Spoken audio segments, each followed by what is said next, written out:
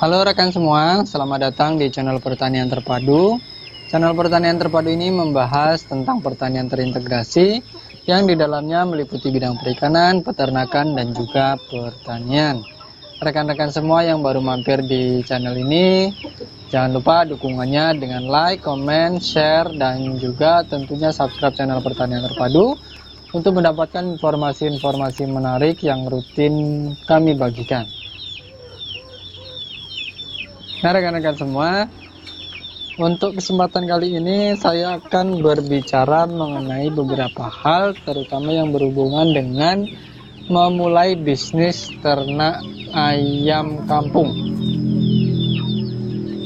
Nah seperti kita ketahui sekarang ini, khususnya setelah era-era masa-masa sulit beberapa tahun terakhir ini, perlu sekali untuk kita semua yang terdampak masalah ekonomi bisa mengembangkan, mencari ide alternatif untuk menambah penghasilan demi mendukung perekonomian kita.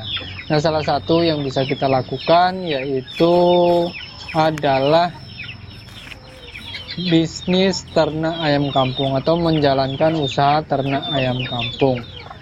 Nah, kenapa saya membahas masalah ini? Karena ternak ayam kampung ini merupakan salah satu jenis usaha yang sebenarnya potensinya masih cukup besar.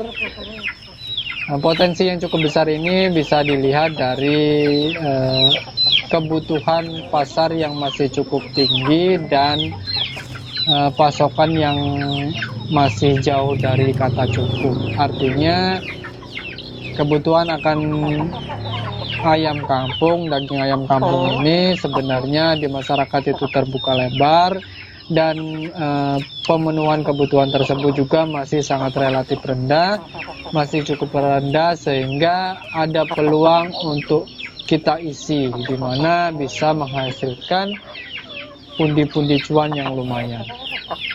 Nah rekan semua, dalam memulai bisnis ternak ayam kampung ini ada beberapa hal yang perlu kita bahas supaya nanti bisnisnya bisa berkembang dengan baik dan tentunya sesuai dengan harapan. Namun sebelum itu kita sebaiknya juga memahami dan mengetahui kenapa kita harus memilih untuk bisnis atau untuk ternak ayam kampung. Ada beberapa kelebihan beternak ayam kampung ketimbang jenis ayam lain. Nah, kita akan bandingkan kelebihan dari ternak ayam kampung dengan beberapa jenis unggas lain, ayam lain, seperti misalnya ayam negeri. Ya, kalaupun dibandingkan dengan jenis ayam lain, kelebihan beternak ayam kampung ini yang pertama, persaingannya yang tidak ketat atau relatif longgar. Ini bisa kita lihat dari keadaan pasar di mana masih cukup banyak celah yang bisa kita masuki karena dari pemenuhan kebutuhan tadi yang masih cukup jauh dan tingkat persaingannya memang masih tergolong rendah karena masih banyak pelaku-pelaku usaha yang belum begitu antusias menerjuni dunia usaha ternak ayam kampung ini. Nah, ini masih cukup terbuka lebar sehingga peluang kita juga di sana masih lumayan. Kemudian kelebihan yang kedua adalah harga jual yang tinggi. Nah, seperti kita ketahui sudah mafhum bagi kita bahwa untuk ayam kampung ini memang harganya lebih tinggi dari jenis ayam pedaging lainnya.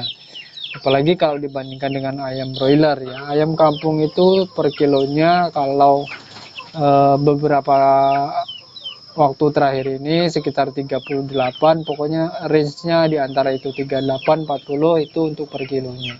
Dan itu cukup besar, cukup tinggi jika dibandingkan dengan jenis ayam pedaging lainnya.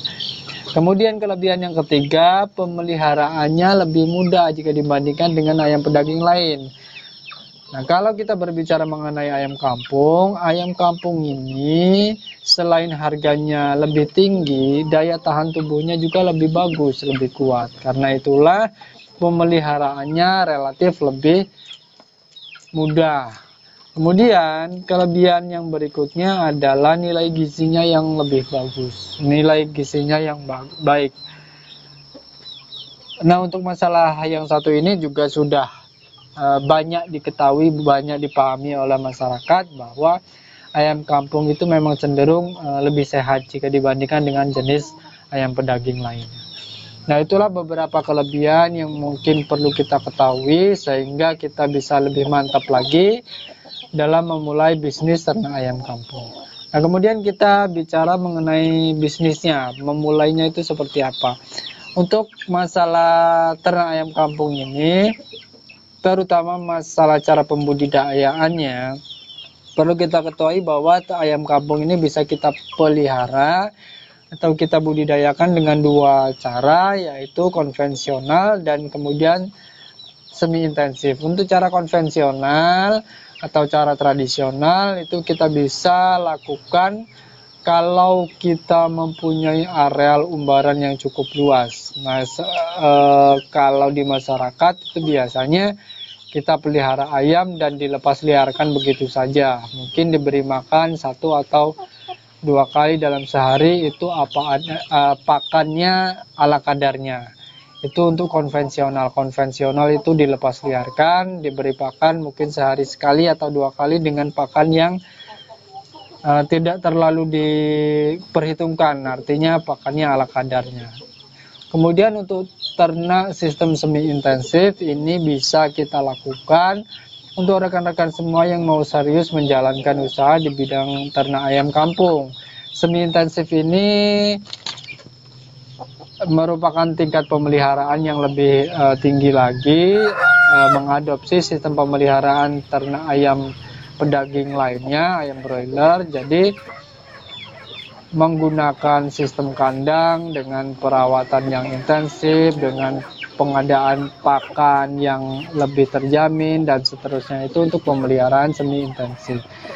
Dan kenapa ada pemeliharaan semi intensif ini? Karena pemeliharaan semi intensif ini kita lakukan untuk menutupi celah kekurangan sistem pemeliharaan atau sistem pembudayaan secara tradisional. Dengan sistem pemeliharaan semi intensif ini, tingkat kematian bisa ditekan lebih rendah, kemudian panen bisa terjadwal, bisa lebih cepat, dan seterusnya dan seterusnya. Nah, itu untuk cara membudidayakannya, untuk cara pemeliharaannya. Kemudian ada beberapa tips yang bisa kita lakukan agar ternak ayam kampung yang kita jalankan nantinya itu bisa menghasilkan keuntungan yang berlimpah. Apa saja sih hal tersebut? Nah, dalam membuka atau memulai bisnis ternak ayam kampung ini, yang perlu diperhatikan di awal adalah yang pertama mengenai pemilihan bibit. Nah, untuk bibit ayam, pilihlah bibit ayam yang super, ayam kampung super. Nah, ini maksud di sini, jadi kita bisa melihat potensi yang ada, melihat pasar yang ada. Bisa juga kita memilih jenis ayam kampung super. Ayam kampung super itu ayam kampung yang sudah merupakan hasil silangan, seperti yang biasa dikenal, misalnya ada Joper, ada KUB. Nah, itu bisa kita memilih ayam kampung seperti itu untuk kita budidayakan. Atau kalau kita mau juga, kita bisa menjadi peternak mandiri, bereksperimen dan menggunakan silangan sendiri, ya, hasil silangan sendiri, misalnya dengan perpaduan ayam kampung bertemu dengan ayam Bangkok. Nah, itu nanti hasil DOC-nya bisa kita pelihara untuk segmen pedaging seperti itu. Kemudian tips yang kedua adalah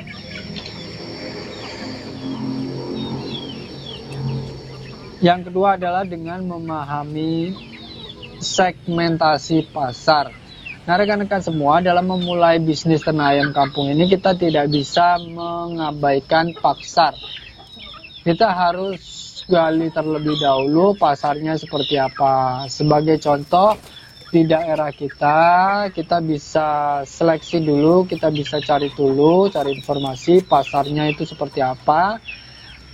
Misalnya yang berkaitan dengan harga jual di sana, mulai dari harga jual di pengepul, ya, misalnya Kemudian untuk restoran, rumah makan itu seperti apa, kemudian konsumen rumahan itu seperti apa. Nah, itu juga kita perlu pelajari, kemudian kita pilih segmentasi pasar yang paling profit, yang paling sesuai. Jadi jangan tergantung, kalau kita mau beternak ayam kampung, mau bisnis di bidang ayam kampung ini, kita tidak boleh tergantung dengan satu jenis pasar, apalagi itu apalagi kalau kita mengharapkan pasar dari pengepul atau tengkulak. Nah, itu diusahakan jangan. Nah, di awal kita harus tentukan segmentasi pasar yang jelas, yang sesuai dengan tujuan kita atau target yang kita miliki. Kemudian tip yang ketiga, jangan lupa juga di era sekarang ini promosi itu perlu. Jadi kita beternak juga harus mengetahui tentang pemasaran. Maka dari itu kita perlu menentukan media promosi yang paling tepat dan nanti akan kita gunakan. Beternak saja tidak cukup rekan-rekan semua. Jadi bisnis ternak ayam kampung ini tentu beternak dan berbisnis. Maka dari itu media promosi juga harus dipertimbangkan. Kita tidak hanya fokus untuk beternak, memelihara ayam sampai bagus, sampai besar, sampai gemuk, kemudian jualnya ke pengepul, ke tengkulak. Nah, tidak seperti itu, tetapi kita juga harus sesuaikan pemasarannya, juga harus kita sesuaikan dengan target dan apa yang sudah kita tentukan. Media promosinya seperti apa? Untuk sekarang ini kita bisa memanfaatkan media-media promosi yang lagi viral, yang lagi trending. Sebagai contoh misalnya menggunakan media sosial, ada WhatsApp, ada IG, ada Twitter, dan lain sebagainya. Itu bisa kita manfaatkan untuk media promosi. Dengan bantuan media promosi seperti itu, diharapkan kita bisa menjangkau konsumen yang lebih luas, konsumen yang bisa memberikan harga yang lebih tinggi, yang lebih pasti, dan seterusnya, dan seterusnya. Nah, itulah 3 hal yang perlu kita perhatikan, beberapa tip yang perlu kita cermati dalam memulai bisnis ternak ayam kampung agar hasilnya bisa maksimal. Nah, rekan-rekan semua, untuk hitung-hitungan modal awal, proyeksi keuntungan, dan lain sebagainya, itu sengaja tidak saya bahas di sini, karena kalau masalah hitung-hitungan modal, kemudian proyeksi keuntungan, laba ruginya seperti apa, itu sedikit fluktuatif dan tentu perlu dibahas lebih rinci di video berikutnya, video yang lain. Nah, saya rasa untuk video kali ini saya cukupkan sampai di sini saja. Mudah-mudahan bisa bermanfaat untuk rekan-rekan semua yang membutuhkan, terutama yang sedang mempelajari bisnis ternak ayam kampung. Kalau dalam penyampaian saya ada kesalahan, ada kekeliruan, dan ada sesuatu yang kurang berkenan, saya secara pribadi mohon maaf untuk rekan-rekan semua. Terima kasih telah mengikuti video saya sampai selesai. Terima kasih telah mendukung channel ini sampai saat ini. Sampai bertemu pada video-video saya selanjutnya.